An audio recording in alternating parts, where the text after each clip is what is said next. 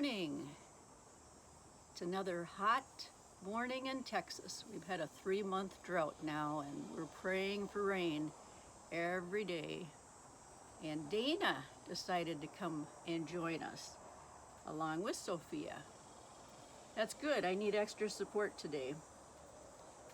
I want to shout out a thank you to 3 people, Danielle, Darren, and Paula, who have sent me the most wonderful comments that really help me, really spur me along.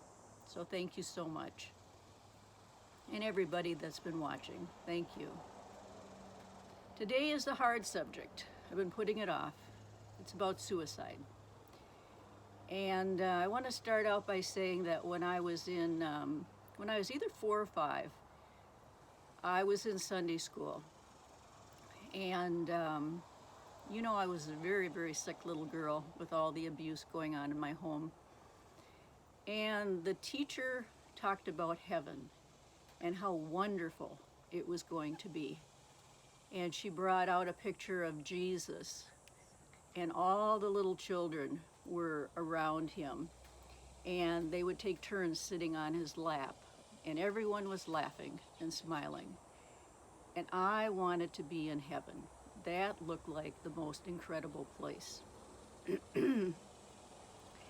And so when I got home, I packed my little suitcase. It was a brown plaid suitcase, maybe about this big, by that. And I put a few things in there, and then I got my favorite little white stuffed kitty, and I had her in my arms. And I walked out to the kitchen, and I announced to Mom, she was busy washing dishes, that I wanted to go to heaven. And she looked at me and she said, "No, you can't go to heaven." And I got so mad at her. I took my little white kitty and I just threw it as hard as I could at her. And it landed in the soapy dishwater. And she said, "Look, you ruined your kitty." And that's all I remember. And from that point on, I thought about how wonderful it was going to be in heaven, that there wasn't going to be all these problems. It was going to be so much happier. And I just yearned for when that was going to happen. I didn't have any thoughts of hurting myself or anything like that. It was like, that's where I want to go. Now, fast forward to the 7th grade. Let me read about 3 or 4 chapters out of my book. It's called Silent Suicide. This is where I laid down everything on that subject. My other books talk about it, but this really went into detail. And it starts out on page 27. Jordan Junior High School was the name of my intimidating new junior high school for the 7th grade. Overwhelmed would be the best term to describe myself. Due to the large size of this new building, all the unfamiliar faces, tardy bells ringing, lockers slamming. Anxiety gripped my preteen body, and once again I felt hopeless, alone, and frozen with fear. My unrealized PTSD was raging with this strange new school environment, with all the noise and vast numbers of people fast walking dangerously and painfully close to me in the long and busy hallways. Fear, terror, anxiety, dread, shyness, worry, despair, confusion, loneliness, and depression were all orally beating me up in my mind that day as I stood silently among the chaos of my new school.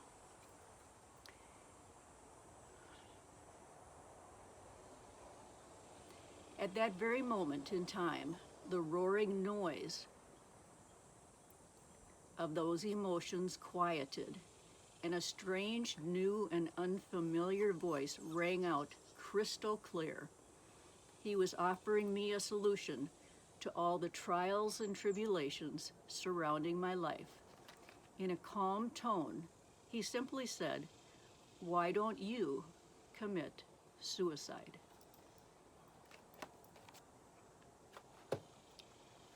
Now, this wasn't a thought that I had. It wasn't a thought like, I need to do my homework, I need to make my bed. It wasn't a thought. It was a voice. Just like how God speaks to me. It was just the same thing. And I listened, and I thought to myself, for one thing, I've never even heard that term before, commit suicide. I'd never heard that. And the other thing was, never in my whole life had I thought about killing myself, ever. I knew there was something very wrong with me, and I had to figure it out. It was like a mystery, but I wasn't wanting to die. That was never, ever the situation. And from that day in the 7th grade until the day before I met Dr. Nash, the counselor, when I was 40, every day I heard that voice. It wasn't all the time, it was here and there, but typically sometime every day. And you know how you want people in your life to encourage you? This was not an encouraging voice. This was a voice that wanted me to die, to end my life. And so maybe I would have a thought, I'm terrified, I don't want to go to school today. The voice would say, you don't have to. Just kill yourself. You don't have to go to school ever again. You have a choice. You have a choice to end it. Because if you end everything, you're not going to have to deal with any of that stuff anymore. It's going to be over. It's done with. It's so simple. Just do that. In the beginning, the voice was kind of compassionate. Like it was, he was trying to help me out of a difficult situation and giving me this simple suggestion. And it was a man's voice. And, you know, in the world, we have good and we have evil. God, the Father, Son, and Holy Spirit is good. And then there's evil. God has a plan for us. The evil side also has a plan for us. And that was the world that I was living in, was a spiritual battle. And when that voice would come, it would be like it fell on me as a trance, that's the word, where it would be hard to think. It would be hard to fight against it because I was kind of consumed by that voice and listening to the voice. And then something would happen and the trance would break. That was probably God breaking that trance and always leading me away from listening or wanting to follow that awful suggestion. And having all my problems and then adding on this voice, I'm so lucky that I hung on and didn't give up. And I see people all the time, stories about them, about suicide and giving up, and I wish I could have talked to them. Maybe I could have helped. But at 40 years old, at my lowest of lows, the doctor said they were going to take me off of my medications. The medications that I had, the Xanax that I was totally addicted to, and the other medications. And on the way home, this evil voice was just screaming at me. All the bad stuff is going to come back. It's all going to be worse. You're not going to be able to survive it. There's only one thing you can do. Get all the medicine out of your medicine cabinet and take it all. Take it all at once. Just be done with it. So all the way home in the car, I was just crying and crying because I had 2 children. And this is not what I wanted, but they were going to take my medicine away. And the medicine was like a wall. It kept the really, really bad feelings at a little bit of a distance. So it helped a little bit, but it didn't help in solving any problems. And so in the bathroom, I lined up all the pills in a row. I had a lot of pills. And I had them spaced equally in between each other. And this evil voice says, take the first bottle, pour them all in your hand. Don't think about it, just do it. Do it now. And so I did that. And I just was crying. My tears were just falling on the countertop amongst all these bottles of pills. And by this time, it wasn't a concerned voice, it was a screaming voice. Just do it. Just do it now. And right then, as I was raising him up to my mouth, the telephone rang.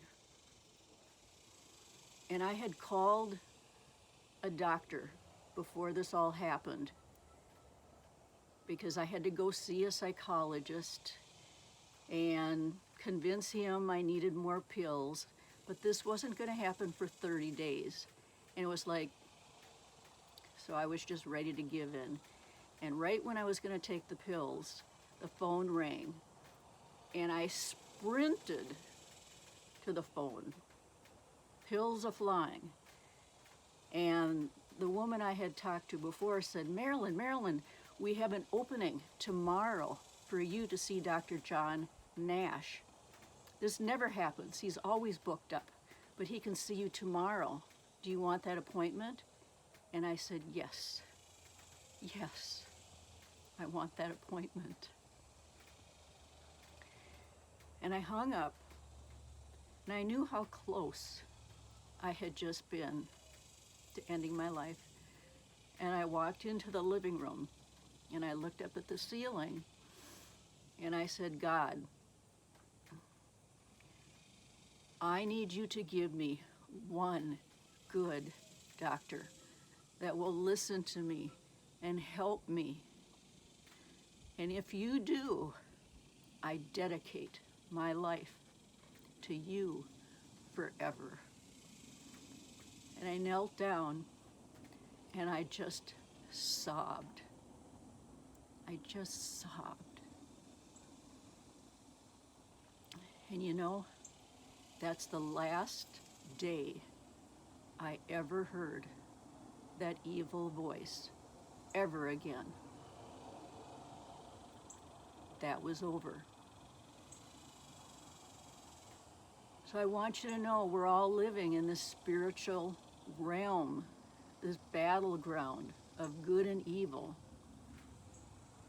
If you're hearing a thought, a voice, to do something that's not lined up with what God's got for you, don't listen to it. Walk away.